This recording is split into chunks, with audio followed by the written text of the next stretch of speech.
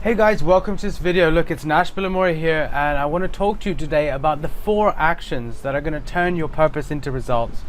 And then I'm going to actually help you by giving you the link to a free guide that's going to help you to create a valuable purpose statement that's going to be transformational for your business. The thing is, I speak to so many companies and I have experience of working for many companies where there is a purpose statement, but that it's not followed up with any authentic action. And that's really not what's going to create this differentiation in the marketplace. So in this video, I want to talk to you about the 4 key actions that you can take that are going to turn your purpose into outstanding results. That's going to help to attract and convert your ideal clients. Okay, so just be aware, almost every company out there has a purpose or a mission statement. The question is really, what are they doing about it? And in a sense, if you've gone through the process of actually engaging your team and your employees through workshops and so on to uncover your purpose and then do nothing about it, then really that's going to raise a sense of expectation, and then you're not going to deliver on it and you're not going to translate it into action, and that then has a very negative effect on how they feel about your company, and similarly with the marketplace as well. If you put out a message to the marketplace and don't follow it up, they're going to know, and they're going to sense that this is not authentic. Okay, so based on some research that I've been doing and companies that have done this extremely well, there are just 6 rules that you need to follow in terms of rolling out successful purpose-led transformations. Okay, so the first one is to really think about leading by example. Okay, purpose comes from the top. It has to be led by you. They have to see that it's authentic in you and that you're driving this forward as part of your core commitment to the business. Second of all, think about depth, not scale. Okay, it's much better to do a few deep activities that are deeply aligned to your purpose as opposed to trying to transform your company overnight to be 100% aligned. Okay, so it's depth and not scale. Third of all, you want to think about how you're going to continue to engage with your stakeholders and your teams to advance your company purpose and make that a continual engagement process. Think about the kind of partners that you might want to strike up, partnerships you might want to strike up. Excuse me. Think about strategic partnerships. So these are people who can open doors for your company. They could be celebrities or government people or successful business people or whatever the case may be, but people who share your passion, who are committed to what you're doing and your purpose, and can really introduce you to other companies who are aligned and help to get the word out. And then your delivery partners are people who can add credibility, maybe NGOs, charities, not-for-profits, who are in the area that relate to the cause that you've kind of honed in on as part of your purpose journey, and they can really help also to open doors, but also more importantly perhaps to deliver the impact that your business is going to have to the people who need it most. Okay, so think about partnerships. And then be sure to measure and report on your progress. Okay, so it's all well and good to set off on this journey, but you have to continue to measure and report on it. So if you're measuring some sort of a social impact, then have a dashboard up that's visible to the rest of the team, visible to your customers about how you're progressing along your journey, and engage people in that conversation. And just remember that this is a long-term play and consistency is absolutely key to your success. So with those 6 rules in mind, I'm just going to quickly recycle: lead by example, depth not scale, engage, create partnerships, measure, and commit. Those are the 6 points. Now with those things in mind, I've created a 4-point action plan of translating your purpose into business results, and here it is. So the first one is develop a purpose-aligned selling proposition. Now I've actually created a guide. I'm going to send you, show you the link for that guide at the end of this video, but it absolutely covers everything you need to know in relation to how to create a purpose-aligned selling proposition that is going to attract and convert your ideal clients. Stay tuned to the end of the video and I'll send you that link. And so the second point is really about how to align your strategy with your purpose. Okay, so having a purpose statement is fine, but your strategy is really there to actually make your purpose a reality, right? So how do you create this alignment between strategy and purpose? That's a key thing that I also cover for you in this guide, so I won't go into a huge amount of depth, but it's absolutely critical that you have this alignment between strategy and purpose. And an example of this is, or to give you an example, the company CVS in the year 2014, they were the first US company chain of pharmacies to stop selling tobacco products. And what they said was that simply the sale of these tobacco products were not consistent with their purpose. And what's interesting is that this came at a cost of around $2 billion of lost revenue for CVS. But actually, if you track what happened afterwards, there was some really interesting information. So one, they were able to enter into better insurance deals because of the lowering of health premiums. That was a big win for them. They also opened up health clinics in some of their flagship stores, which I don't think they would have been able to do as successfully had they not stopped selling tobacco products, because it's hard to open up a health clinic and say we care about the health of our customers, and on the other hand we're selling a product which directly affects negatively the health of the customers. So this was another way that they were able to capitalize on this opportunity, and then they really built some brand loyalty and increased their customer base through some of these moves. And so 2 key points here from that example is think about the fact that aligning your strategy and your purpose together can often mean not doing things. So think about all of your business activities and which of those are least in line or not in line with your purpose, and how much you want to transition your business model away from those activities. And second of all, if you take the immediate term view, like in CVS case, yeah, there's a cost to the business. But if you take even the short, medium and longer term view, you'll see that if it's done right, these purpose-led decisions always pay dividends for the company. So it may not be possible to get 100% aligned on day one. Don't worry about that. Remember that it's about depth and not breadth, depth and not scale. So go for making strong, bold moves, and that's critical to success.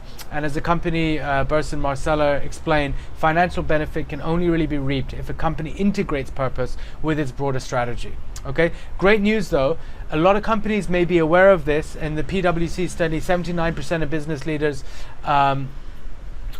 thought that purpose was central to business success, but only 34% of them were actually using purpose as a guidepost for decision making. And I've seen other surveys, for example one by EY Beacon, where the numbers are much lower than that based on the survey sample that they had. So 79% in this survey said they were aware of it. Lots of others are just not aware of it. So this is a real opportunity for you to experience growth through differentiation. Okay, so point number 3 in the 4-point plan is to make it known, make it visible. Okay, you can't be what you can't see, so you can't expect your team and other people to feel passionate and connected to this purpose of yours if it's not visible. Okay, so here's some simple guidelines. Design a purpose display. Everyone who walks in the office, your employees, your customers, etc., they should be able to see it visibly. And it should be well designed and somewhere that's very bold in your office. So make it also externally visible. Think about your external marketing, obviously your website, your other marketing materials, and any other collateral that you may have created through this process. How can you use that social media and other platforms to really make it externally visible? What is it that you stand for as a business? Why do you exist? Make that known.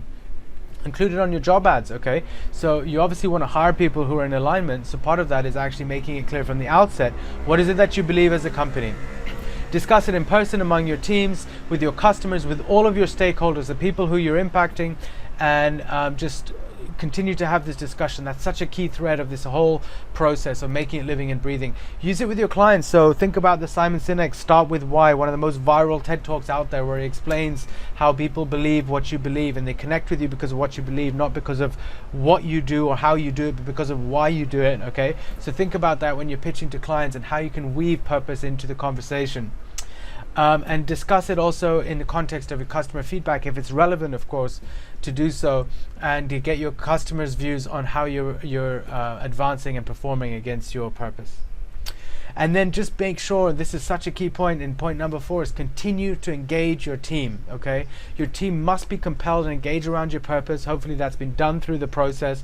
But remember that it's a fundamental driver and intrinsic motivator of human behavior. And there's 2 elements to this. Number 1 is people want to know that the work that they're doing is somehow meaningful. Okay, so you need to make it clear that the work that somebody's doing is linked to the overall organizational purpose and that it's meaningful. And then they want to know specifically in the day-to-day things that they're doing, how does what they're doing actually contribute to the purpose of the company, so they can see what part they have to play in it. And that is so key in raising people's sense of meaningfulness and connection. And believe me, that will have a transformational impact. It has done in the companies that I've seen this work. So I really encourage you to get that right.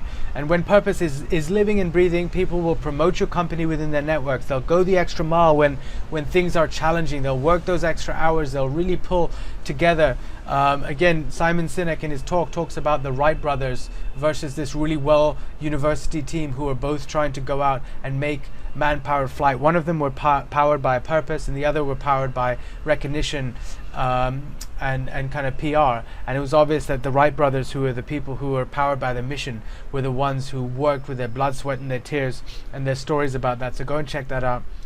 And also these kind of employees or these team members are going to be looking for solutions when they really understand that something important is at stake. You'll also help to attract the best talent, and maybe most importantly, employees and team members who are passionate about what they do and why they do it are much more likely to stick around.